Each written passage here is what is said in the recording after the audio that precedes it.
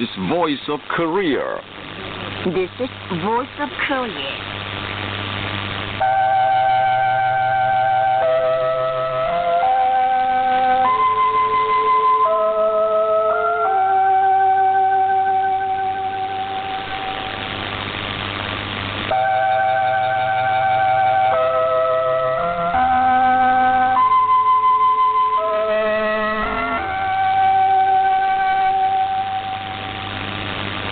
This is Voice of Korea. This is Voice of Korea.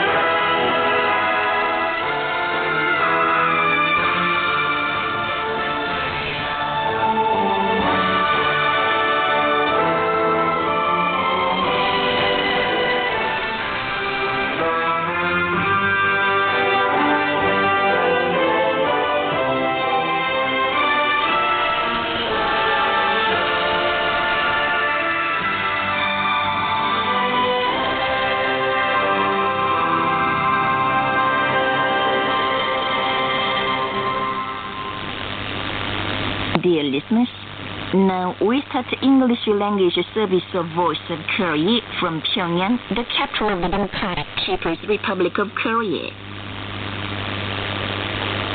We now present a mixed chorus, Song of Janitor Kim Il-sung.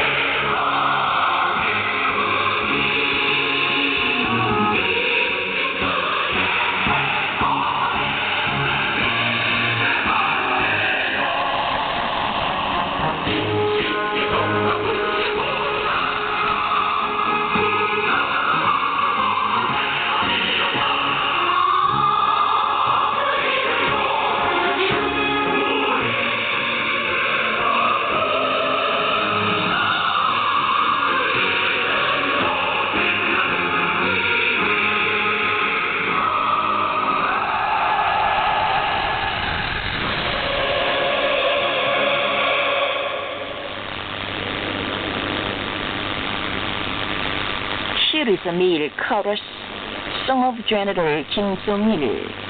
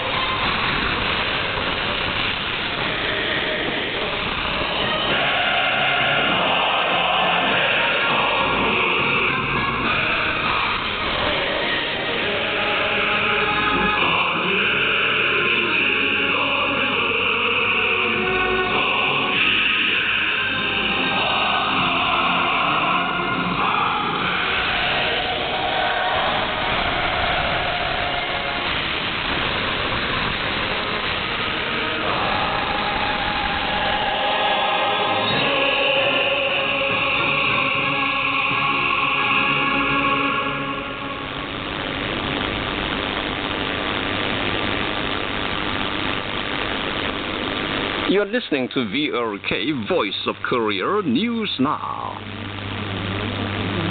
The third enlarged meeting of the 7th Central Military Commission of the Workers' Party of Korea was held. Kim Jong-un, chairman of the Workers' Party of Korea and chairman of the Central Military Commission of the party, guided the meeting. Present there were members of the Central Military Commission of the Workers' Party of Korea, commanding personnel of the services and courts, the General Political Bureau, and the General Staff of the Korean People's Army, the Ministry of the People's Armed Forces, the Ministry of People's Security, the Ministry of State Security, the Guard Headquarters, and the Armed Forces organs at all levels, and Deputy Directors of the Organizational Leadership Department of the Party Central Committee.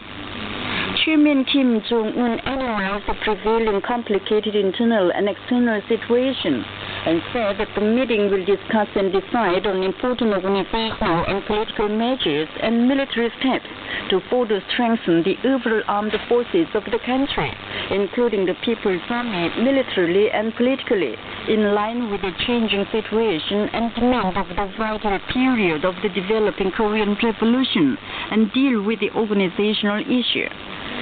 The meeting discussed and decided on the organizational and structural measures to more thoroughly realize and guarantee the party's leadership of the whole armed forces of the country. It also discussed important issues to bring about a decisive improvement in the whole affairs of national defense and pivotal issues to keep increasing the self-defensive capabilities at an accelerating pace. The meeting comprehensively analyzed the work of all levels of units and sectors of the People's Army, pointed out the issue for cropping defects in irrational mechanism and structure, and some of the mistakes in military and political activities, and stressed again and newly presented the sectional tasks to thoroughly implement the military line and policies of the party, and thus radically increase the defense capabilities of the country. It discussed and decided on the issue for organizing, expanding, or reorganizing new units according to the military and strategic intention of the party, the issue for changing the affiliation of some units, an important military issue, and measures for changing the deployment of units. The meeting also recalled some members of the Central Military Commission of the party and filled the vacancies. It dealt with the organizational issue on dismissing, transferring, and newly appointing some commanding personnel of armed forces organs and corps commanders. Chairman Kim Jong-un reported the recent merits and demerits in the work of the People's Army and the problems that await an immediate solution, and indicated the concrete direction and ways to be held fast in the army building and military and political activities.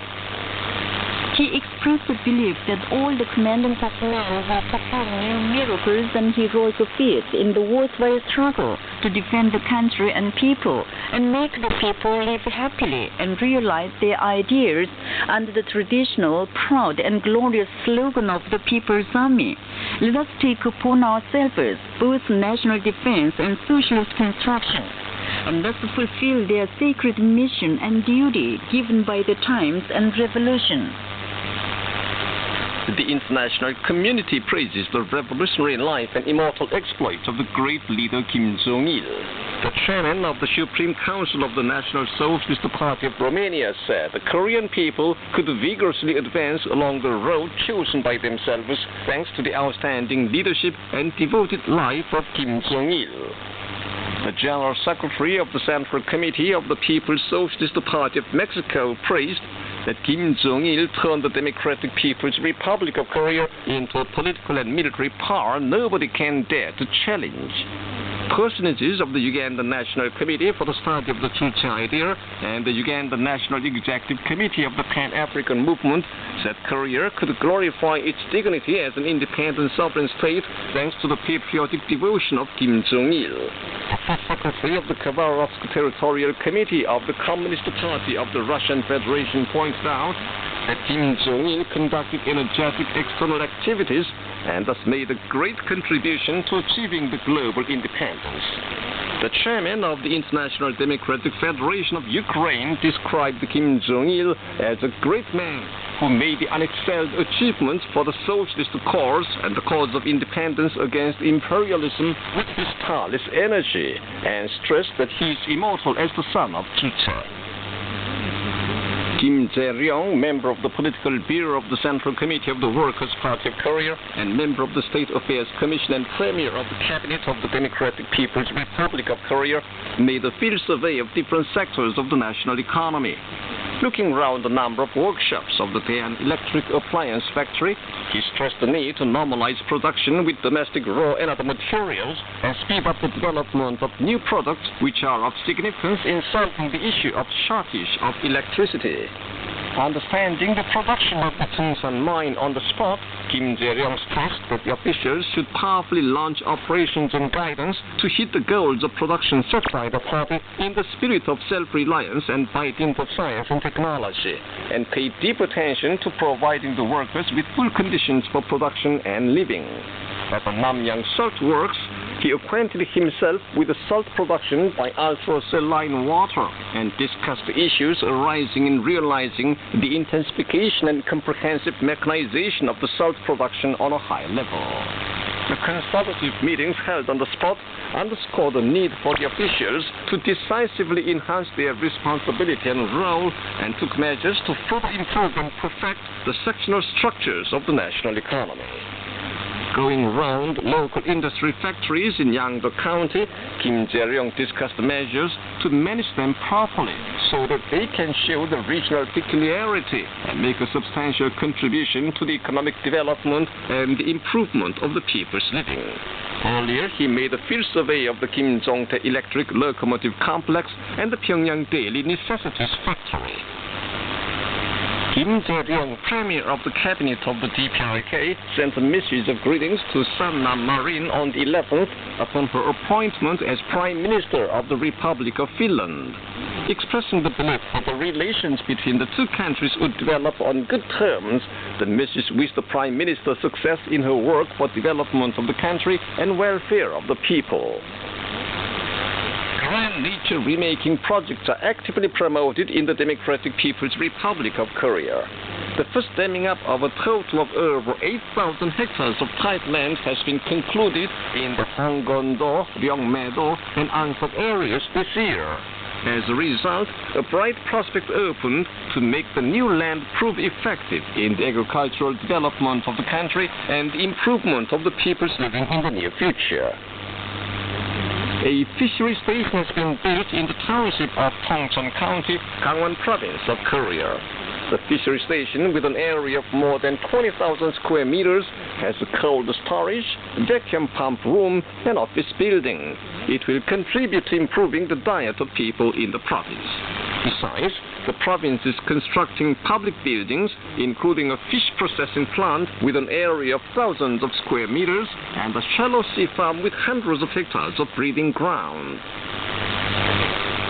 Efforts are made in the DPRK to solve the issue of electricity by actively developing and using the natural energy. Diverse energy resources have been mobilized in their local areas, and as a result, the capacity to generate more than 100,000 kilowatts of natural energy created in different parts.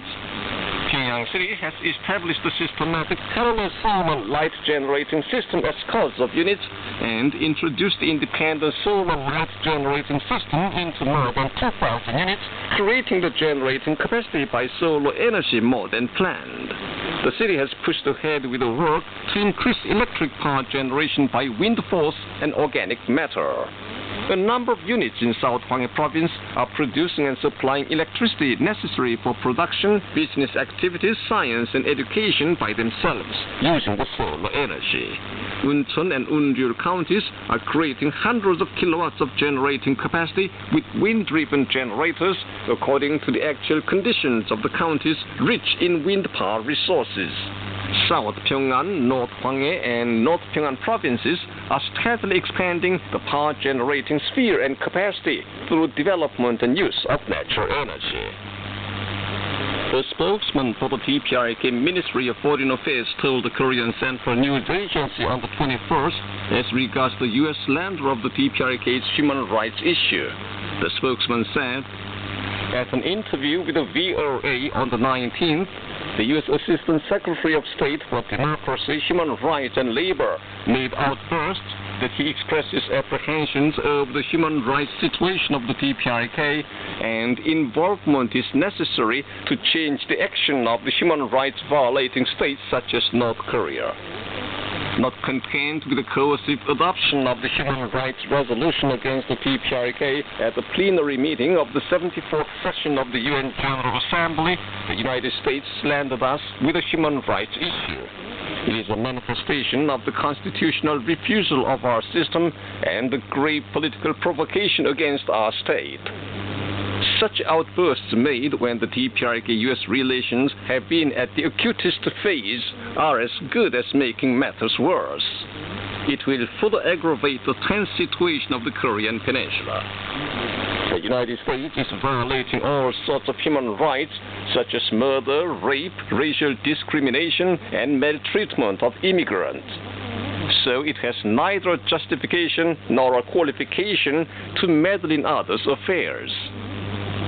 The Democratic People's Republic of Korea is a people-centered social state where the entire people are fully enjoying their genuine freedom and rights as masters of the country. Human rights mean the national rights and sovereignty of the country and nation. If the United States attempts to topple our system while slandering its human rights issue, it will pay for it dearly. The U.S. Assistant Secretary of State should wet his tongue properly. No matter how hard a rat may squeak, a cat will never step back. We'll further consolidate and develop the most superior socialist system of our style, which guarantees the human rights of the people by law and in practice. According to a report, The Green Federation, the Committee for the Study of the U.S. Forces issue of the Bar Association for Democratic Society, the Citizen Solidarity for Democratic Society, and other civic and public organizations in South Korea issued a statement on the 17th, denouncing the United States for demanding the increase of the share of defense expenses. The statement criticized that the United States is not only making South Korea bear all expenses for keeping up its forces in South Korea under the pretext of alliance, but also attempting to make South Korea bear even the expenses for realizing its Indo-Pacific strategy. The unequal relations of South Korea-US alliance must be straightened, the statement said, and demanded the United States stop forcing the increase of the share of defense expenses. And that's the end of the news read by Choi Jong-nam and Kim Hyun-ok. This is Voice of Korea. We now bring you female duet in Pangchang, Stars in the Night Sky.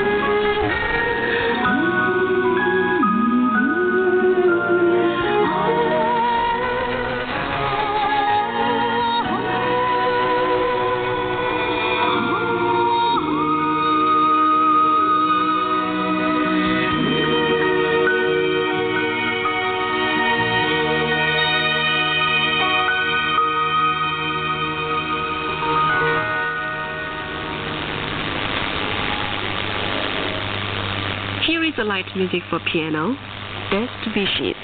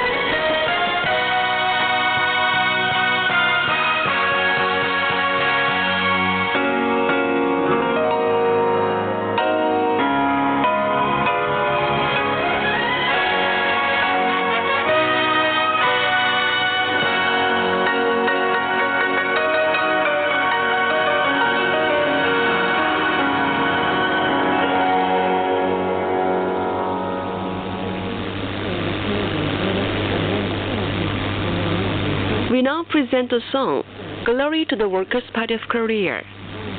We follow the party with one mind, the party working for the nation forever. The banner demonstrating the cause of backdoor shines all over the world. Glory to the party, thanks to the party, to our great party leading us to victory.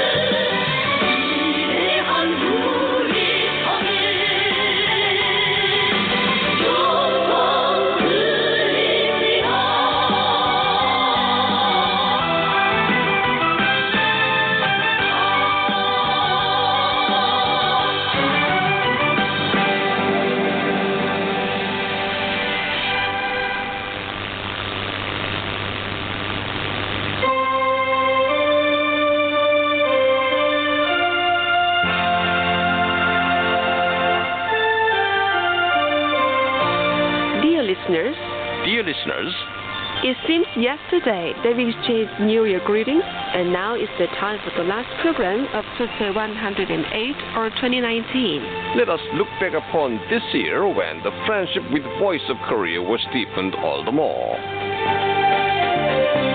A year of deepened friendship with listeners. The people lived, forming and deepening friendship with each other, such as love between parents and their children, fellowship between schoolmates, and comradeship between those who work together. Voice of Korea has deepened friendship with its listeners in different countries for tens of years. The friendship between Voice of Korea and its listeners, formed on the road of justice and truth, was deepened this year too. Many congratulatory letters came to Voice of Korea on the first morning of the new year. At that time, I received the first letter of the year from Jordan Haven of Britain. The letter said, "First of all, I extend my heartfelt greetings to the respected leader Kim Jong-un, and I wish him and everyone in the DPRK well." Letters also came from Richard Newark and Jack Smith of the United States, Richard Chen of Trinidad and Tobago, Hannah Kiski of Finland, and listeners of many other countries. In the letters, we could read the unanimous wish of the listeners for good health of the respected Supreme Leader Kim Jong-un and for success of the Korean people in their work and life. The listeners wrote in the letters their resolve to actively listen to Voice of Korea in the new year, regarding it as an intimate companion. Right. It shows that the friendship between Voice of Korea and its listeners was deepened from the beginning of the year. Of course. Afterwards, the listeners further deepened friendship with Voice of Korea while listening to it regularly. Here is a letter sent by Costa Konstantinides of Cyprus. I've been listening to various radio stations since 1974, and Radio Pyongyang has been heard and verified by me in South Africa and Cyprus. I'm aged 63. Many other listeners have been listening to Voice of Korea for a long period. Reidar Bohr of Norway has regarded Voice of Korea as his intimate companion for more than 50 years. This year he sent us a letter saying, "I often listen to your English language broadcasts on the shortwave band. I first heard your station a long time ago. In fact, I think it was around 1966. Today, I also had the opportunity to listen to the Korean Central Broadcasting Station on a medium wave frequency of 819 kilohertz. It is not easy to listen to a broadcasting station for a long period. What made them tune in our broadcasting without let up for tens of years from when our station was called Radio Pyongyang? We find the answer to it from the letters of listeners. Robin Svensson of Sweden in his letter wrote, "I also want to take this chance to say that North Korea is a very beautiful country, and you are the role model for the socialism for all countries. The workers of the world stand with you in your struggle against imperialism." Natnan Yer of Britain wrote that he wanted to learn more about the beautiful Korean language and the Democratic People's Republic of Korea. I think the curiosity about Korea in the East, fascination with her reality, and sympathy with the aspiration of the Korean people made them keep listening to Voice of Korea. So do I. We value those listeners who have been listening to our broadcasts invariably for scores of years. Thank you. Regular listeners to our broadcasts include Peter N.G. of Malaysia, Hannah Kiski of Finland, Jakub Brunis of Poland, and David Ansel of Britain. They sent many reception reports and letters with their impressions on our programs this year, helping Voice of Korea enjoy love of its listeners. Abid Hussein Sajid of Pakistan in his letter wrote that he listens to Voice of Korea once a day. And Nikotarios Manosos of Greece, Dan Dunker and Brian Penny of the United States, Rolf Johansson of Sweden, and other listeners sent us what they wanted to know about Korea and asked for music enriching our programs. Quite right. This year saw many new listeners to our pleasure. Let me introduce them again. More than 10 new listeners started listening to Voice of Korea, including Natnan Yer of Britain, Malik Allahu Pachaya Krokhar of Pakistan, Thomas Bieliauskas of Lithuania, and Brian Penny of the United States. In their letters, they unanimously wrote that they wanted to know a lot about Korea and promised to listen to Voice of Korea regularly. Jutse 108 or 2019 is an unforgettable year when the friendship between Voice of Korea and its listeners was further deepened on the basis of the latter's trust in the former, raising Voice of Justice as a mouthpiece of truth and guide of the times. Dear listeners, we conclude today's program believing that you will value the friendship with Voice of Korea, which was formed on the road of justice and truth and continued for tens of years, and actively listen to our broadcast in Tsuche 109 or 2022. Thanks for your attention.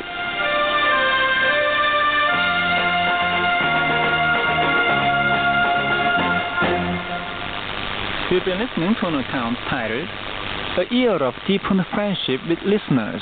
This is Voice of Korea. Here is orchestral music. The Snow is Falling, performed by the National Symphony Orchestra.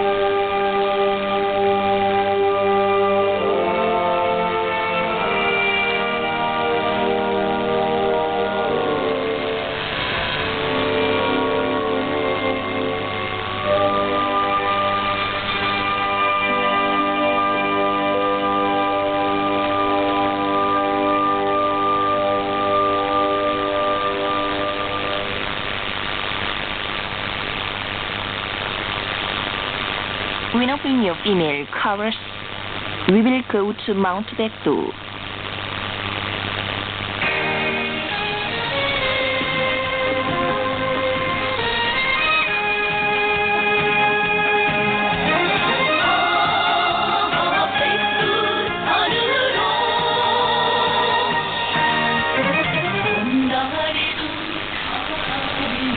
주리도 가리라 백두산 내 마음의 고향이